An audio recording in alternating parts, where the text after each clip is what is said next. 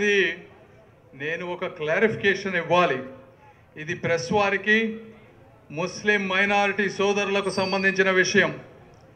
నిన్న తాడికొండ మండలం లాం గ్రామంలో వైసీపీ పార్టీ నుంచి ఆ పార్టీ మీద వ్యతిరేకతతో కొంతమంది ముస్లిం సోదరులు తెలుగుదేశం పార్టీలో జాయిన్ అయ్యారు.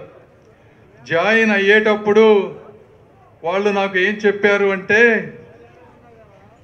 అన్నా మేము మీ పార్టీలో జాయిన్ అవుతున్నామని మమ్మల్ని విపరీతంగా బెదిరిస్తున్నారు అని చెప్పారు.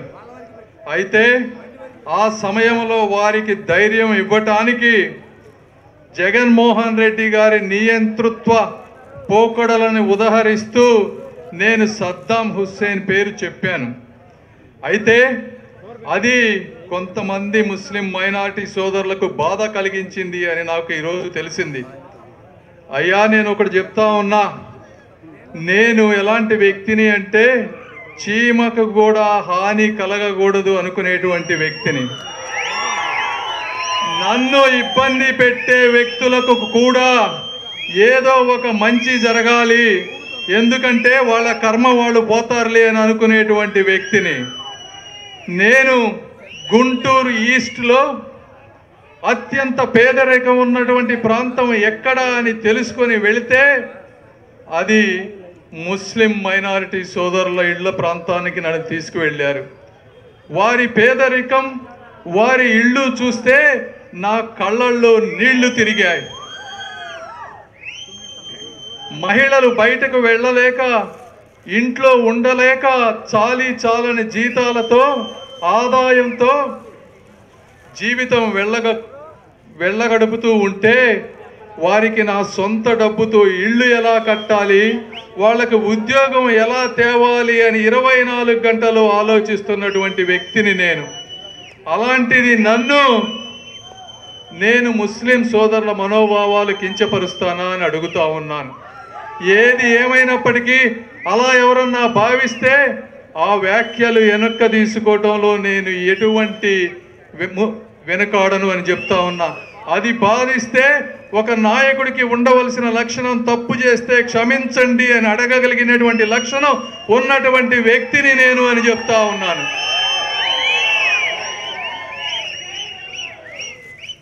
కాబట్టి ఈ విషయాన్ని ఇంతటితో వదిలేద్దాం. మీ మనోభావాలు నాకు అర్థమైనాయి.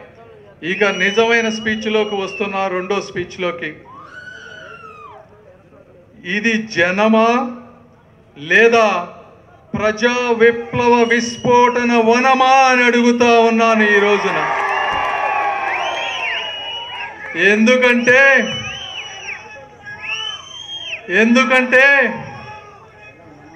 మీలో ఉన్నటువంటి బాధ, ఆవేదన, కసి నాకు అర్థమవుతా ఉంది.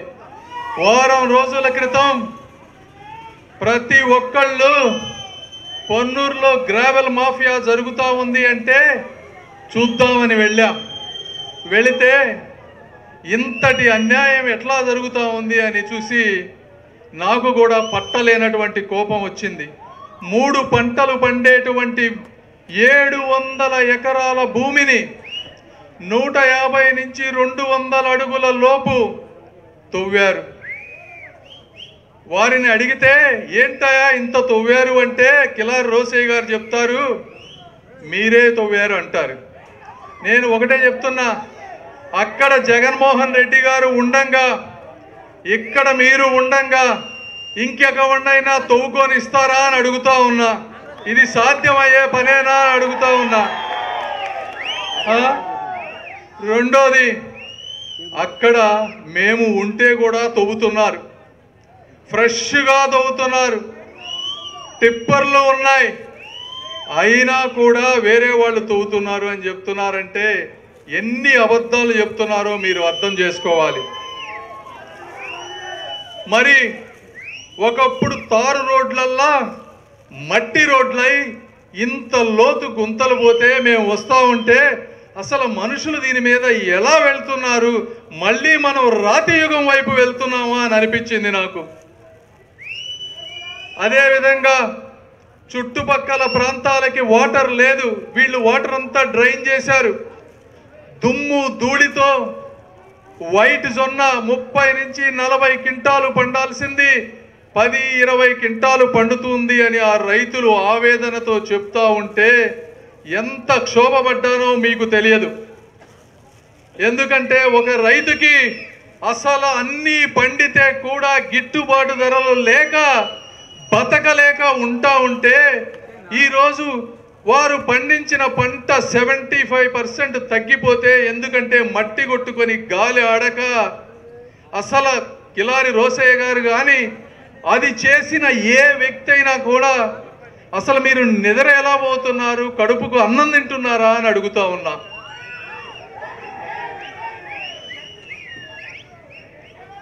నేను ఇవి అడుగుతా ఉంటే ఆయన నాకు చెప్తారు, నేను టూరిస్ట్ వీసా మీద వచ్చానంట.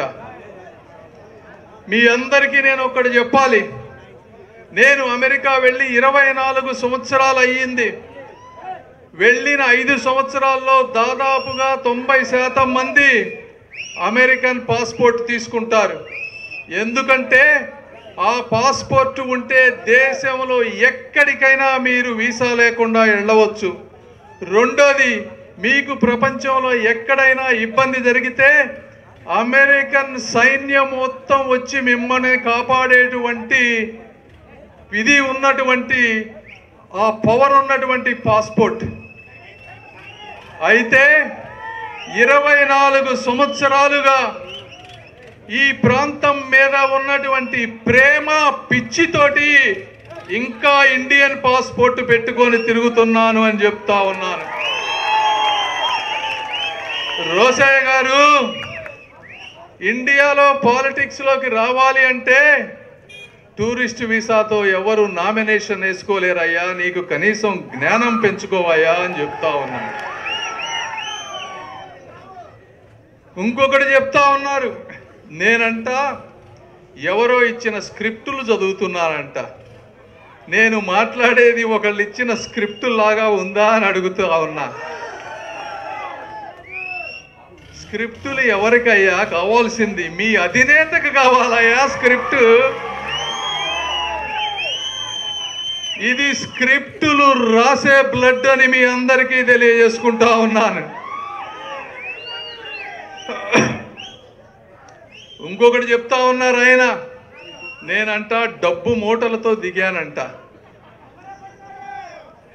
ఒకటే చెప్తా ఉన్నా, నేను ఒక పేద రైతు కుటుంబంలో పుట్టి కష్టపడి విజ్ఞానాన్ని పెంచుకొని ప్రపంచానికి చదువు చెప్పి ప్రతి ఒక్కరి దగ్గర 10 రూపాయలు సంపాదించిన మాట వాస్తవం. అందులో 4 రూపాయలు ట్యాక్స్ కట్టిన మాట వాస్తవం. ఈరోజు 1 రూపాయి కూడా అవినీతి చేయకుండా ఆ డబ్బు నా పేద ప్రజల జీవితాలు మెరుగుపడాలి అని కోరుకొని ఇక్కడికి వచ్చిన వ్యక్తిని. ఒక మనిషికి ఒక స్టేజ్ తర్వాత డబ్బు వస్తే ఆ డబ్బే ఇంకా డబ్బు తయారు చేస్తుంది. ఆ స్థితిలో ఉన్నటువంటి వ్యక్తిని నేను. అయితే సర్వ సుఖాలు వదులుకొని నేను ఒక్కడినే ఈ సమాజంలో ఆనందంగా ఉంటే బాగుండదు. నన్ను పెంచి పోషించిన నా బడుగు బలహీన వర్గాల ప్రజల కళ్ళల్లో కన్నీళ్లు తుడవటానికి, వారికి అండగా ఉండటానికి నేను ఈరోజు వచ్చాను అని చెప్తా ఉన్నా. కాబట్టి రోసయ్య గారు, మీరు సంపాదించిన అవినీతి సొమ్ముకి నేను ప్రపంచానికి జ్ఞానాన్ని ప్రసాదించి సంపాదించిన డబ్బుకి చాలా తేడా ఉందయ్యా అని చెప్తున్నా. నువ్వు సంపాదించిన డబ్బుని ఏ రోజు ఎవ్వరికి ఎంత సంపాదించావో చెప్పుకోలేవు. నువ్వు రేపు ఎలక్షన్ అఫిడవిట్లో చూపించుకోలేవు. ఏ రోజు ఐటీ, ఈడీ, అవినీతి నిరోధక శాఖలో నీ ఇంటి ముందుకు వస్తాయో అని నిద్ర లేకుండా, ప్రశాంతత లేకుండా బతకాల్సిన పరిస్థితి. అదే నా డబ్బు.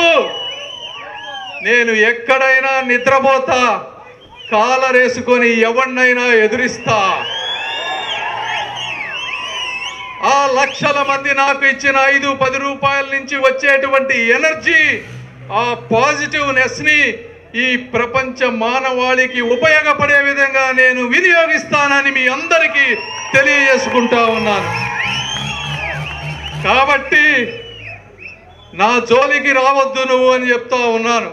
నేను ఎప్పటికీ మిమ్మల్ని వ్యక్తిగతంగా గౌరవిస్తాను, కిలారి రోసయ్య గారు అనే సంబోధిస్తా.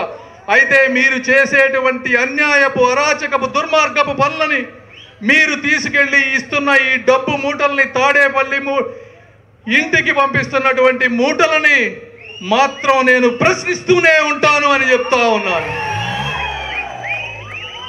ఆయన ఇంకోటి చెప్పారు, మీరు ఏమి చేశారయ్యా అని ఒక ఇంటర్వ్యూలో ఆయన అడిగితే ఆయన ఏం చెప్పారంటే 2.5 లక్షల ఉద్యోగాలు ఇచ్చారంట, వాలంటీర్ ఉద్యోగాలు. నేను అడుగుతా ఉన్నా, వాలంటీర్ శాలరీ ఎంతయ్యా? 5,000. దేశంలో లేబర్ యాక్ట్ కింద మినిమం వేజ్ అనేది ఒకటి ఉంటుంది. ఎంత అది అని అడుగుతున్నా. నాకు తెలిసి దాదాపుగా 11,000 రూపాయలు. అంటే మినిమం వేజ్లో 50% కూడా లేని 5,000 రూపాయల ఉద్యోగం ఇచ్చావు. పోనీ దానికన్నా తక్కువ ఉన్నటువంటి, అత్యంత తక్కువ ఉన్నటువంటి ఉద్యోగాలు 2-3 ఉన్నాయి. ఒకటి అంగన్వాడీ ఆయా, ఆమెకి కూడా 7,000 రూపాయలు. అలాంటిది నువ్వు 5,000 రూపాయలు ఇచ్చి ఏమయ్యా వాళ్ళు పండగ చేసుకోవాలా అని అడుగుతున్నా. ఏం పండగ చేసుకుంటారయ్యా? 5,000 రూపాయలు నువ్వు ఇచ్చే 5,000తో రంజాన్ చేసుకుంటారా, దీపావళి చేసుకుంటారా, క్రిస్మస్ చేసుకుంటారా అని అడుగుతా ఉన్నా. నువ్వు ఏ రోజన్నా బయటకి వచ్చి ప్రజల్లో తిరిగి వారి జీవన విధానాన్ని తెలుసుకున్నావా? తెలుసుకుంటే ఈరోజు నిత్యావసర వస్తువుల ధరలు ఎంత పెరిగినాయో నీకు తెలుసా? కరెంటు బిల్లులు ఎంత పెరిగినాయో తెలుసా? పెట్రోలు, డీజిల్ ధరలు ఏ రాష్ట్రంలో లేకుండా నువ్వు ఎంత అడిషనల్ ట్యాక్స్ వేసావో తెలుసా? మందు 60 రూపాయలని 200 రూపాయలని చేశావని తెలుసా? బస్సు ఛార్జీలను 2-3 సార్లు పెంచావని తెలుసా? అంటే నువ్వు ఇచ్చే 5,000 రూపాయలతో ప్రజలు పండగ చేసుకొని ఆనందంగా ఉండాలి. ఇంకేమన్నా అంటే నేను కొంతమందితో చెప్తా ఉన్నా, ఎందుకు వీళ్ళు ఇంత దోపిడీ చేస్తున్నారు, ఇన్ని వేల కోట్లను అడుగుతా ఉంటే ఒకళ్ళిద్దరు అన్నారు, ఎమ్మెల్యేగా అవ్వటానికి వాళ్ళకు కొన్ని కోట్లు ఖర్చు అవుతుంది, మరి ఏం చేయాలి, వాళ్ళు దోచుకోవాలి కదా అంటున్నాను. అంటే ఇది లైసెన్సా అని అడుగుతా ఉన్నా. నువ్వు ఎమ్మెల్యేకి ఖర్చు పెట్టిన డబ్బు ఎంత? నువ్వు దోచుకున్నది దాదాపుగా 100 రెట్లు కాదా అని అడుగుతా ఉన్నా. అంటే ఈ విధంగా కేవలం ప్రజలకు ఉన్నటువంటి బలహీనతలని ఆధారం చేసుకొని వాళ్ళని సాకుగా చూపించి ఎలక్షన్లో డబ్బులు ఖర్చు పెడుతున్నావు అన్నటువంటి ఒకే ఒక కారణం చూపించి పేద ప్రజల రక్తాన్ని తాగుతూ ఉంటే మేము ప్రశ్నించకుండా ఉంటామా అని అడుగుతూ ఉన్నాను. ఈ రోజున ఇసుక లేకుండా భవన కార్మికుల పొట్టగొట్టారు. ఈరోజు నిరుద్యోగం తాండవిస్తా ఉంది. ఇంజనీరింగ్ చదివిన విద్యార్థులు రైతు కూలీలు అవుతున్నారు. గంజాయి మొత్తులో మీరు ఆనందం పొందుతా ఉంటే పేద ప్రజల తల్లిదండ్రులు క్షోభలో, డిప్రెషన్లో ఉన్నారయ్యా ఈరోజు జగన్మోహన్ రెడ్డి గారు అని చెప్తా ఉన్నా. ఇంకేదన్నా ఉంటే కులాల కురుక్షేత్రం, మతాల మధ్య మారణ హోమం సృష్టించాలనుకుంటున్నారు. నేను ఒకటే అడుగుతున్నాను, మీరు కులాలు చూడొద్దు, గుణాలు చూడండి మనిషిలో, వ్యక్తిని మీరు ఓటు వేసేటప్పుడు అని చెప్తా ఉన్నాను. బీజేపీపై ఈరోజు దుష్ప్రచారం చేస్తూ ఉన్నారు. మీ అందరికీ ఇక్కడ మైనారిటీ సోదరులు ఎక్కువగా ఉన్నారు కాబట్టి నేను చెప్పాలి. ఈరోజు బీజేపీ అనేది దేశంలో ఒక బలమైన రాజకీయ పార్టీ. ఎవరు ఒప్పుకున్నా ఒప్పుకోకపోయినా రేపు వచ్చే 5 సంవత్సరాల్లో వాళ్ళు గవర్నమెంట్ ఫామ్ చేయబోతున్నారు అని అన్ని సర్వేలు చూపిస్తున్నాయి. రాష్ట్రం అప్పులమయమైపోయింది. ఈరోజు అభివృద్ధి చెందాలి అంటే సెంట్రల్ సహకారం లేకుండా ఏ పని చేయలేం. ఇది వాస్తవం. మీరందరూ అర్థం చేసుకోవాలి. చంద్రబాబు నాయుడు గారు ఈరోజు ఎన్నో అవమానాలు పొంది తాను తగ్గి ఈ రాష్ట్ర ప్రజల శ్రేయస్సు కోసం ముందుకు వెళుతున్నారు అని మీరు అందరూ అర్థం చేసుకోండి. గత 5 సంవత్సరాల్లో జగన్మోహన్ రెడ్డి గారు ఏ బిల్లును కూడా ఎదిరించలేదు కదా, కనీసం చర్చించనే లేదు అని చెప్తా ఉన్నాను. అలాంటిది మేము మనస్ఫూర్తిగా మీ అందరి ఆశీర్వాదంతో మీకు నిజాలు చెప్పి పొత్తుకు వెళుతున్నాం తప్పించి ఆయనలాగా బ్యాక్ డోర్లో వెళ్ళి కేసుల గురించి మాట్లాడటం తప్పించి మైనారిటీ హక్కుల గురించి మర్చిపోయేటువంటి వ్యక్తులం కాదు అని మీ అందరూ తెలియజేసుకోవాలి. ఇక ఆఖరిగా నరేంద్ర గారి గురించి నాకన్నా మీకే ఎక్కువ తెలుసు. ఈ ప్రాంతాన్ని వారి తండ్రి గారి దగ్గర నుంచి ఒక కంటికి రెప్పలా కాపాడుతున్నటువంటి గొప్ప మనిషి. 1977లో ఎవరికి ఇండస్ట్రీలు పెట్టే ఆలోచన రాని రోజుల్లో సంఘం డైరీని పెట్టి ఈ ప్రాంత ప్రజల జీవితాలు మెరుగవ్వాలనేటువంటి సంకల్పించిన గొప్ప వ్యక్తి ఆ వీరయ్య చౌదరి గారు.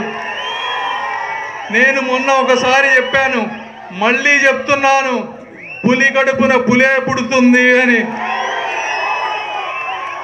వాళ్ళు ఎన్ని అరాచకాలు చేసినా ఎన్ని అవరోధాలు చేసినా మొక్కవోని ధైర్యంతో మొండిగా పోరాడుతున్న ఒకే ఒక్కడు మన నరేంద్ర గారు అని చెప్తా ఉన్నాను. ఈ ప్రాంతంలో ఎక్కడికి వెళ్ళినా సిమెంట్ రోడ్లు ఉన్నాయి అంటే అది వారి చలవ. ఇప్పుడు ఒక ఇంటర్నేషనల్ హాస్పిటల్ తీసుకొచ్చి గొప్ప గొప్ప కన్సల్టెంట్లు ఎక్కడి నుంచో వెతికి తెచ్చి అవుట్ పేషెంట్ సేవలు ఉచితంగా చేసి మీ అందరికీ కూడా మంచి ఆరోగ్యాన్ని విజయవాడ కానీ హైదరాబాద్ కానీ వెళ్లకుండా చేసినటువంటి వ్యక్తి నరేంద్ర గారు అని చెప్తా ఉన్నాను. మొన్న ఏదో తెలిసి తెలియక ఒకసారి తప్పు జరిగింది. ఇద్దరం ఉన్నాం, ఇక మేమిద్దరం ప్రజాశ్రేయస్సు కోరుకునే వాళ్ళం. నేను కూడా వచ్చే 30 సంవత్సరాలు నా జీవితానికి గత 30 సంవత్సరాల్లో నా కుటుంబం గురించి నా గురించి ఏ విధంగా కష్టపడి అభివృద్ధి చెందానో అదే విధంగా వచ్చే 30 సంవత్సరాలు మీ అందరి కోసం, మనందరి కోసం, ఈ గుంటూరు ప్రజల కోసం, ఈ ఆంధ్ర రాష్ట్ర ప్రజల కోసం కష్టపడతానని, నా వల్ల మీకు ఎప్పుడు ఒక్క అపకారం కూడా జరగదు అని, ఏదో విధమైన మేలు ప్రతిరోజు జరుగుతుంది అని మనస్ఫూర్తిగా తెలియజేసుకుంటూ నాకు ఈ అవకాశం ఇచ్చిన ప్రతి ఒక్కరికి నా మనస్ఫూర్తి శుభాకాంక్షలు, అభినందనలు తెలుపుకుంటూ ధన్యవాదాలు తెలుపుకుంటూ మీరిచ్చిన ప్రేమకి ముగ్ధుడనై మళ్ళీ వస్తానని తెలియజేసుకుంటూ సెలవు. జై తెలుగుదేశం, జై జనసేన. టీడీపీ, బీజేపీ, జనసేన మిత్రపక్షాల కూటమి తరపున గుంటూరు పార్లమెంట్ సీటుకు పోటీ చేస్తున్న పెమ్మసాని చంద్రశేఖర్ గారికే ఓటు వేద్దాం. మన గుంటూరుని గెలిపించుకుందాం.